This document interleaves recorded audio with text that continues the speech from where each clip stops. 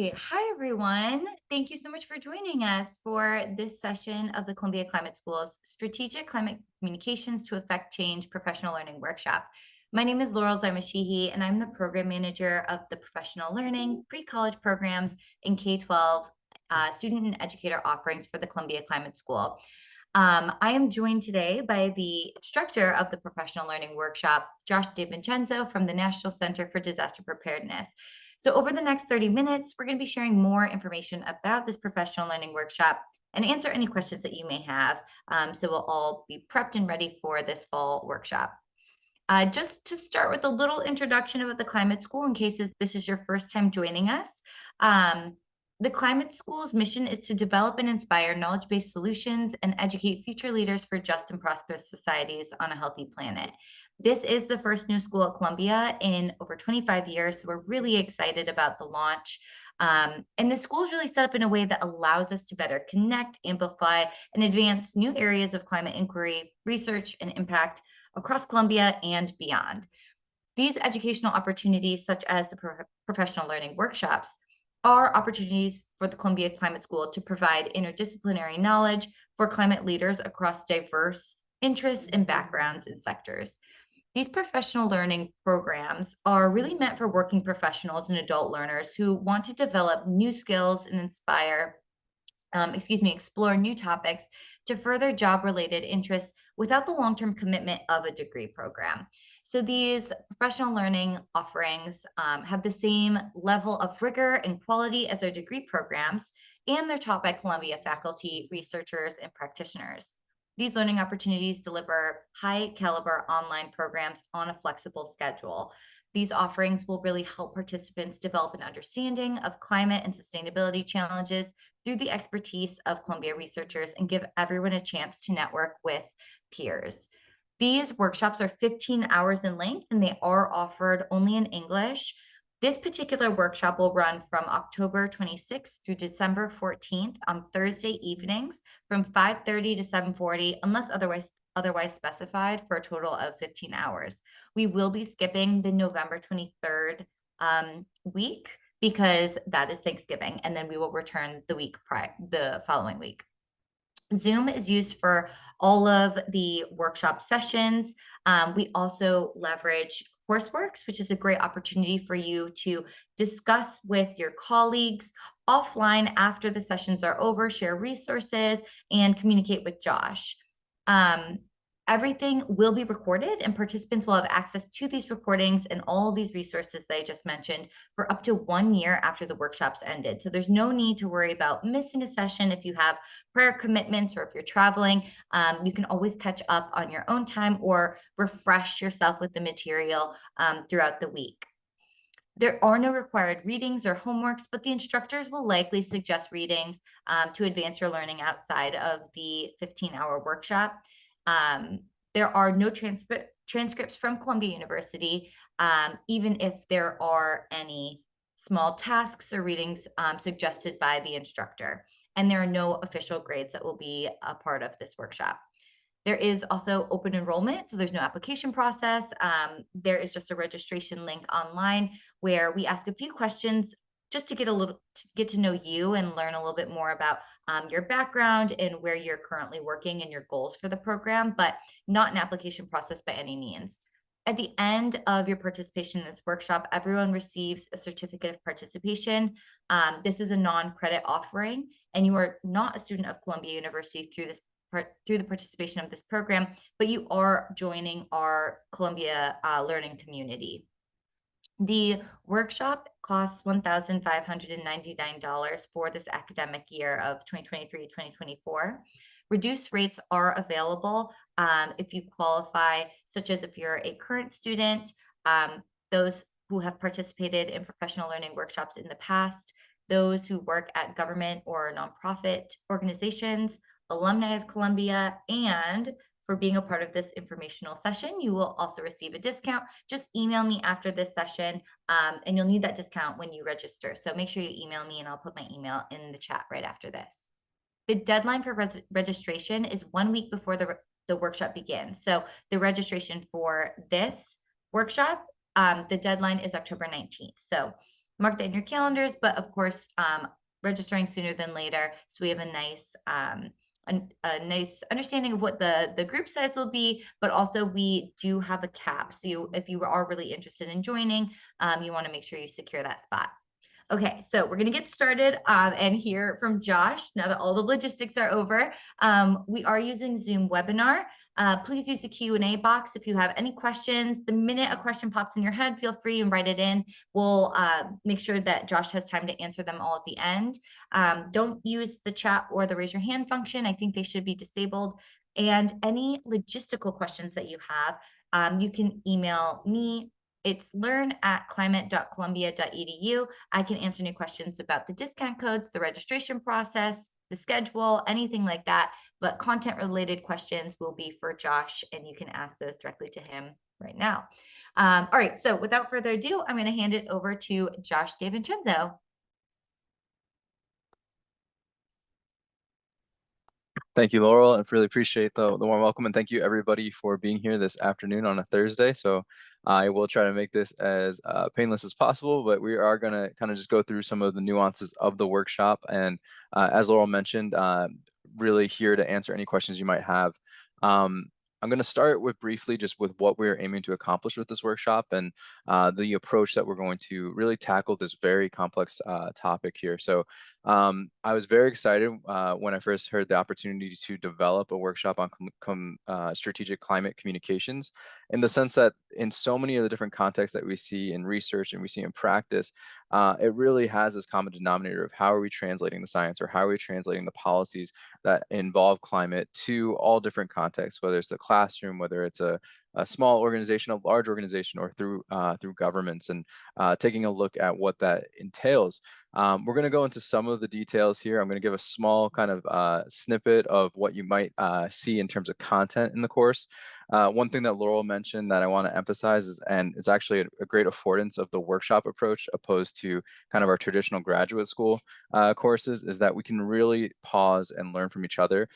We can look into different contexts. The great thing about doing a workshop is I hope that students and participants will bring with them a challenge or an opportunity that you might be facing in your current professional workplace or context that you want to workshop with other like-minded community of practice individuals that are working in across several industries, across different backgrounds, and even throughout the world. So really looking forward to this one, and we're going to dive in. So just a little bit about me. I currently work as the Assistant Director for Education and Training at the National Center for Disaster Preparedness here at the Climate School. I'm also a lecturer in the graduate program, the Masters in Climate and Society, where I get to work with graduate students on these topics as well. A lot of what is embedded into this workshop is very similar to the content that we teach at the graduate level of the Climate School. Very much so seminar style. This isn't necessarily going to be presenting how we all need to approach climate communications. We really want to start asking those important questions of, why are certain things not working the way that we expect them in terms of our communication strategies? What are some things that research and is still remaining as a gap, and what we need to know to truly resonate in terms of communicating climate to our different communities? And we're really going to take kind of a social cognitive approach to that. So as Laurel mentioned, we do really want to bring everyone up to speed and share many of the same conversations that we're having in the research circles, the practitioner circles, on this idea of climate communications and what it has meant in the present moment. So my background right now is kind of just wrapping up a doctorate focusing on adult learning and cognitive science. So you'll see much of the behavioral scientific, cognitive scientific approach embedded into how we discuss these topics and how you can use them in an applied fashion. So it's not going to be, learning anything that is just belongs in a peer-reviewed journal somewhere. It's going to be, how do I use these theories? How do I use decades of psychology, of neuroscience, of social neuroscience as well, to apply it to my communication strategy, so that we can get a little bit more closer to the human dimension and how we are approaching climate communications.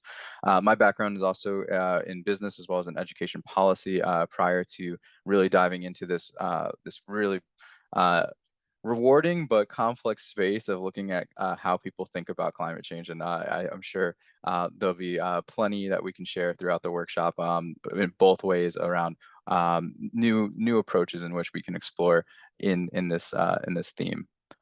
So we do have 15, I believe Laurel said 15 hours, but we're going to cover a lot in that time. I promise you that is going to be jam-packed with different perspectives.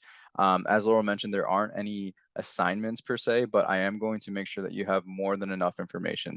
One of the things that I like to do with these workshops that are geared towards professionals is really overload the materials that are optional for you, in the sense that it might be something that's not on your desk right now or relevant right now, but it's something that I want to make sure you have an article, you have a perspective, you have a foundational or a framework that you can always go back to in the course materials later on, and kind of treat it as a dynamic textbook, if you will, that you can go back and see, what does the research say, how does this apply to my context, et cetera.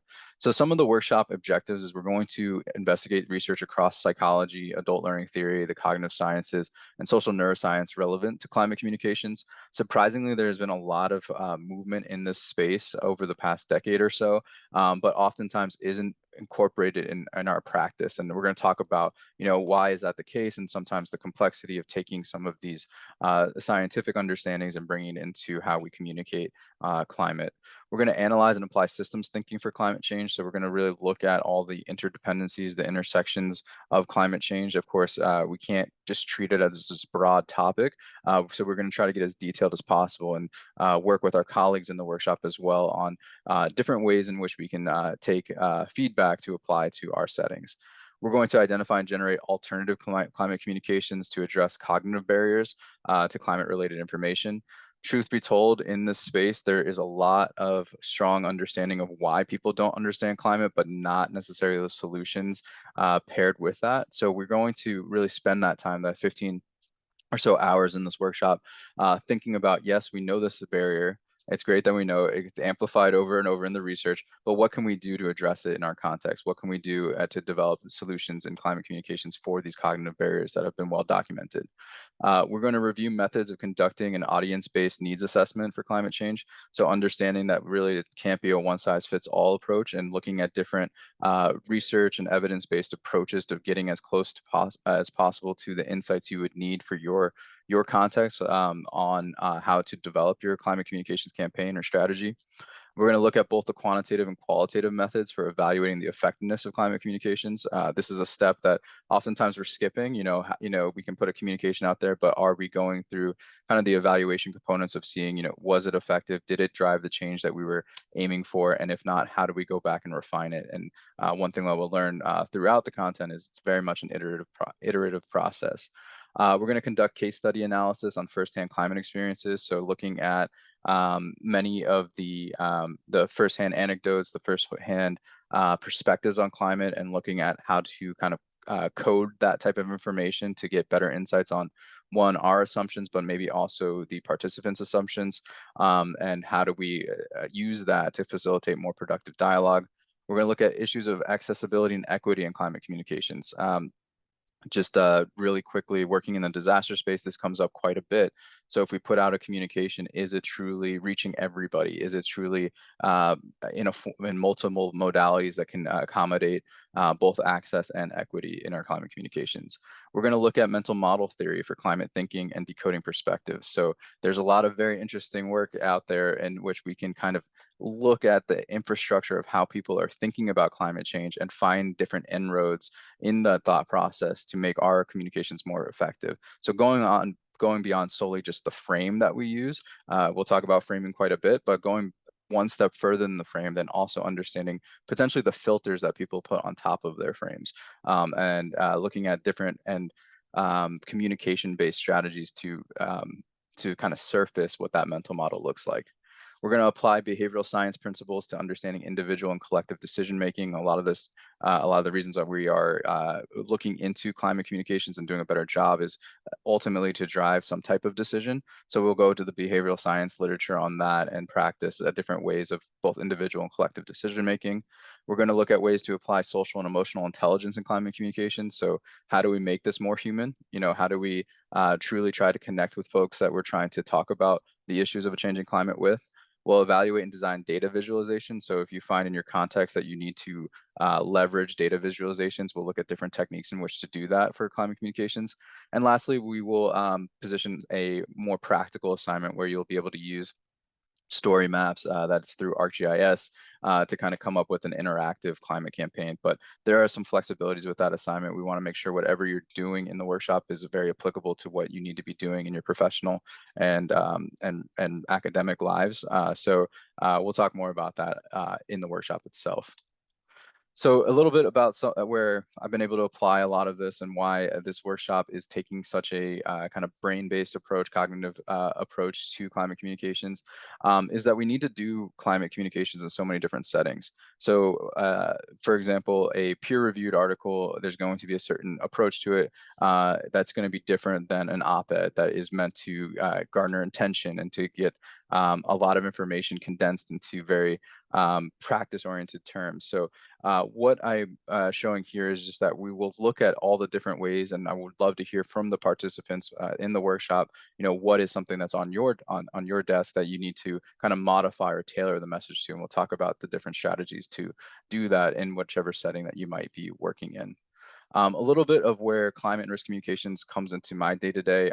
So working on the disaster space, a lot of my climate communications is very much risk communications, looking at how do we better motivate preparedness actions before a climatological disaster occurs, but then also figuring and kind of reflecting. And what I want to do, especially in this workshop, is hear from you and your own experiences as well, and how you approach kind of toggling different settings. So here, for example, my team, we focus primarily on economic recovery after disasters, housing recovery after disasters, pandemic planning, and a new campaign on climate literacy at the federal level. So we're having conversations throughout the country, tribes and territories on these themes all the time. So what I would want to incorporate into the workshop is going to be kind of the lessons learned, how we have to modify in many ways, what a conversation with FEMA all the way here on the left looks like compared to, in a crisis scenario. I think the picture right next to it is kind of a hurricane about to hit Florida, to the one next to it in more of a rural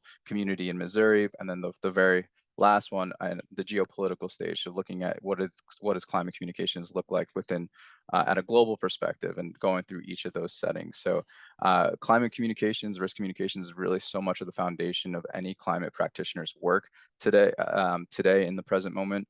And this will give us a really low risk environment to practice and to talk through and discuss different techniques that will better situate strategic climate communications for the change that you're hoping to facilitate.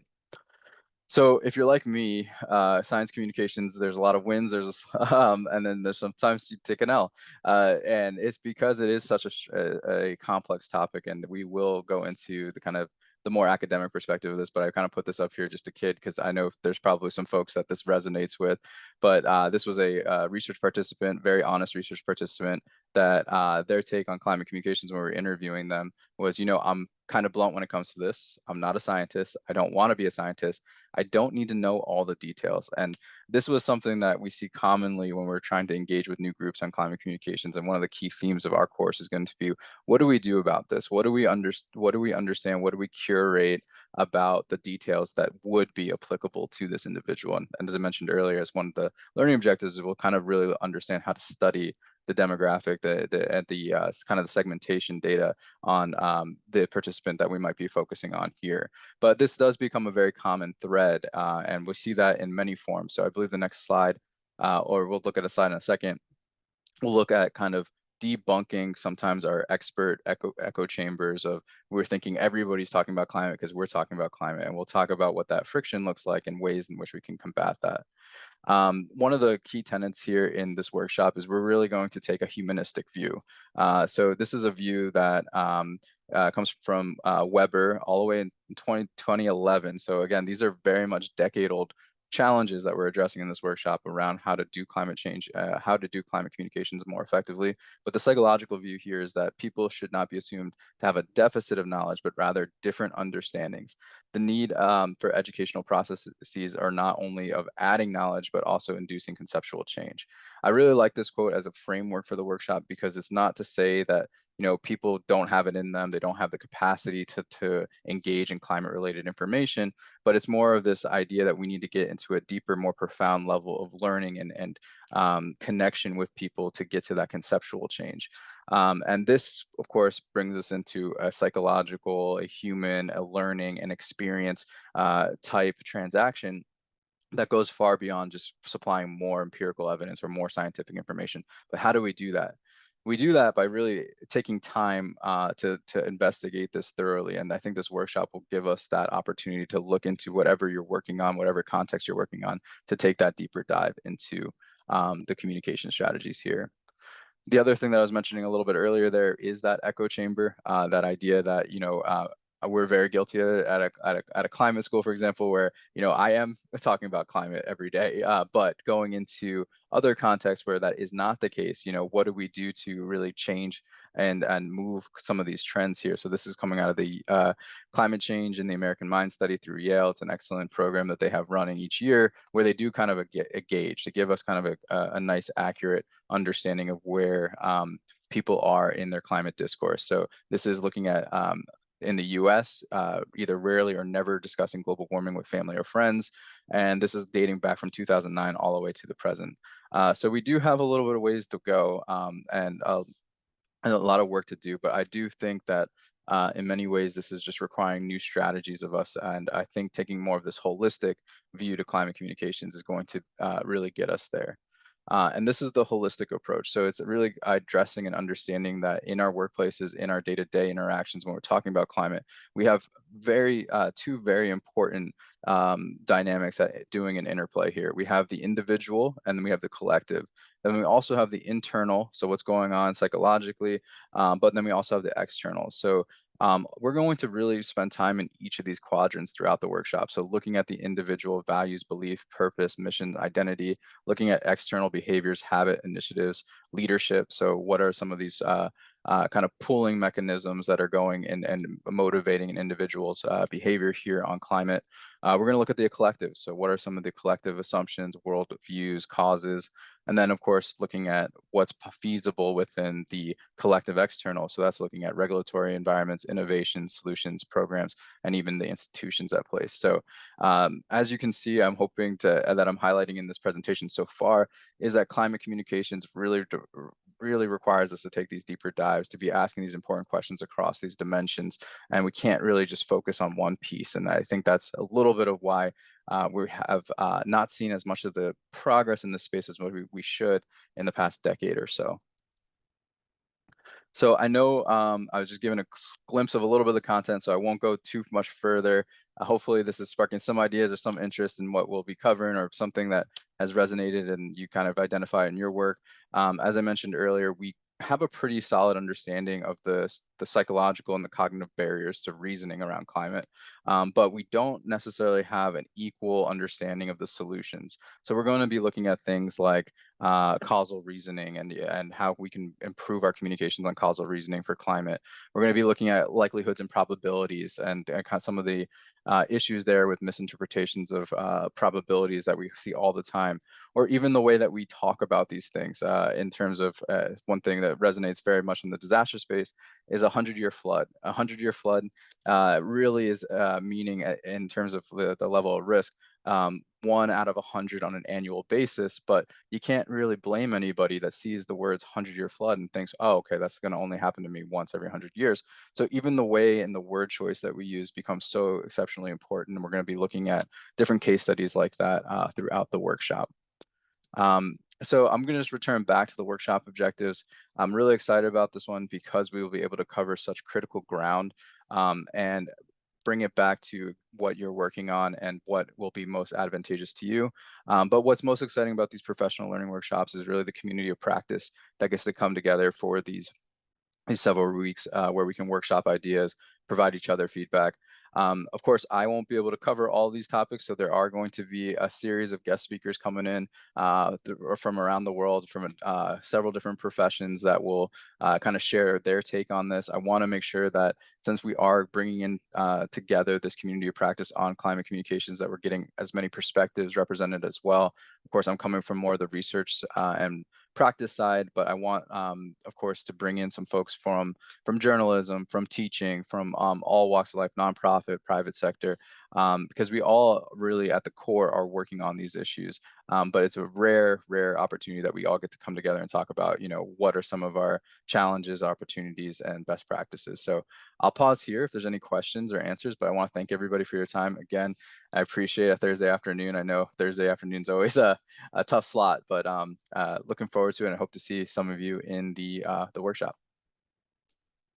Thanks so much, Josh. This sounds incredible. Definitely going to be covering a lot of ground in 15 hours, but it just sounds phenomenal. And you're absolutely right. I think the beauty of these workshops and the way that you're structuring your workshop in particular is that we're all learning from each other from the different sectors that we're coming from. And what a unique opportunity for that to happen, these conversations to happen kind of outside of your day-to-day professional role.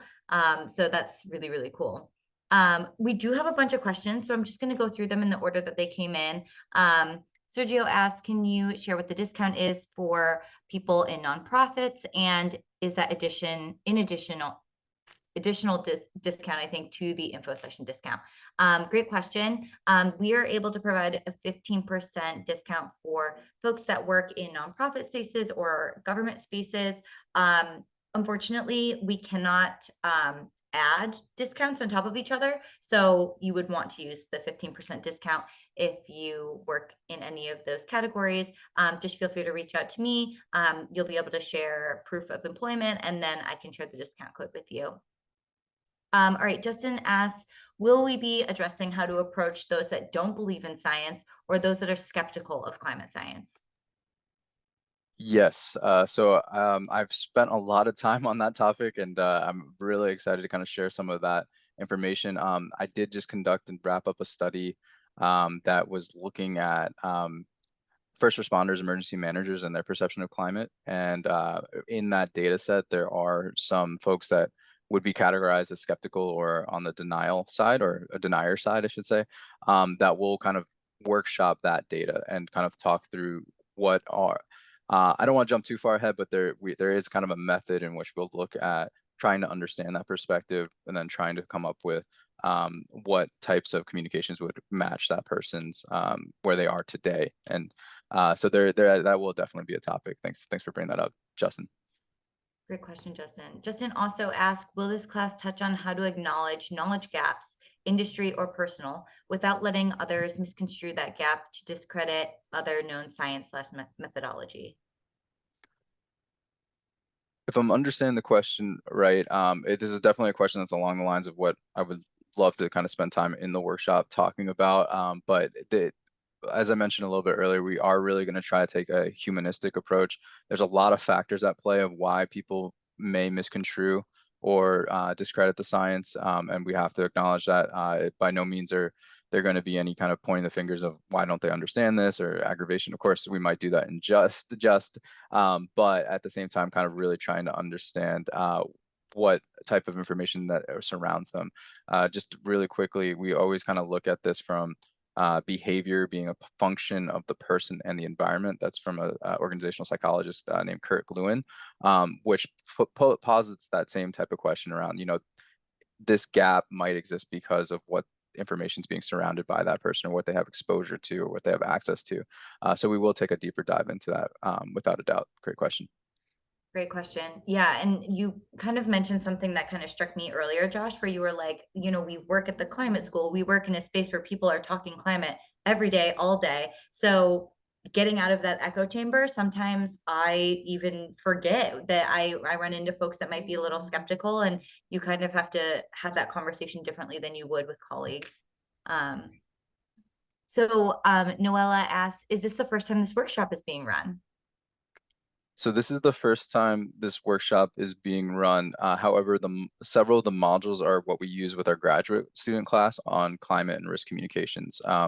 But this will be the first time we have this one completely dedicated. I was fortunate enough to do a professional learning workshop back in 2020, I think. That was very interesting because we were actually focusing primarily on COVID-19 while it was going on, recovery and resilience. And it was one of the most exceptional communities of practice. But we were talking a lot about communications at that point as well. What were some of the pros and cons of the communication tactics at that time. So, but I'm really excited that this one is going to focus primarily on climate.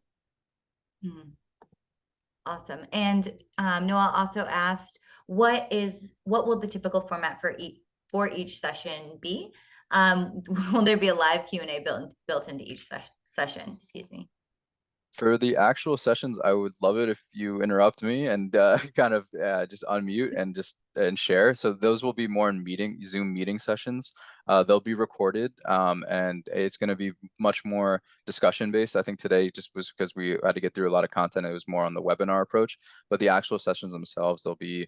I usually try to do like a lecture segment where we just cover as much content as we can. And then the second half of those sessions are usually very discussion based of how do we actually use the concepts that were talked about in the lecture portion. So yeah, hopefully that helps. Yes. And Julia asked, will there be any in-person sessions or discussions? I can take that one. So all these professional learning workshops are 100% virtual. And the reason for that is because we have folks that are joining our learning community from all over the world, which makes it a really unique space. But it does mean that we can't hold anything in person because it would be a disadvantage for folks that live across the country or across the world that won't be able to join us in New York. But good question. And Andrew asks, hi, will the workshop address head on as it were where the counter arguments in I'm not doing this justice, I apologize. The address that head on, as it were, the counter arguments and the alternative explanations and hypotheses with content to use when facing these. Yes, so that is a great question as well. So we take a lot from actually like the legal and negotiations literature to talk about how to address head-on the different arguments. But there are also a lot of resources that have come out recently that give you the alternative explanation, but then also the scientific rebuttal. There's some fun ways in which we'll actually explore that. But to answer that question, we don't only come up with and discuss the rebuttal. We talk about the communication strategy of understanding how the other person's communicating their argument or alternative explanation, but then also how we can on our side kind of reflect that or bring it into a different direction so you can actually have a dialogue around it. So like I said, we tap into a lot of like the conflict resolution type literature on that. But that will be a really important part. Thanks, Andrew. Rotina asks, will it cover how to communicate with people who live in a region that is not greatly affected by climate change? Yes, to an extent. So that is going to be I would say that is where we can workshop kind of a scenario based of, and that's what we'll try to do within our community is to kind of talk about, I'm encountering this type of scenario in this type of setting, and we'll talk about what we know.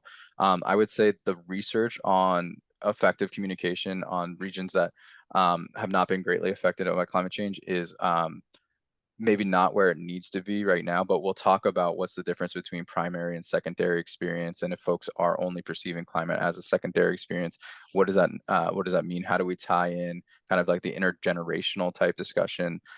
So Rotina, one example just off the top of my head is like when we're working with folks that are questioning or skeptical about climate change and maybe like a very rural place, we usually will look at that from a systems perspective. What are some of the dependencies that might be impacting that person, if not an explicit impact or direct impact to them that we can bring into the conversation, like food systems, like intergenerational well-being, things like that. So there are tactics and mechanisms in which to have very productive conversations with that. But that does become a very complex one where it's someone that isn't necessarily acknowledging direct impacts of climate, but something like that is something we would love to workshop in the workshop. Workshop in the workshop. I think that's it. And I apologize that we're a couple minutes over, but I wanted to make sure that you got to ask all your questions to Josh. Thank you so much for joining us, Josh. This was incredible. I appreciate the time. If you have any more content related questions, you can email me and I would be happy to share them with Josh. If you have any logistical or registration questions, shoot an email to learn@climate.columbia.edu. Thanks again, everyone. And thanks, Josh. Anytime. Thank you, everybody. Appreciate it.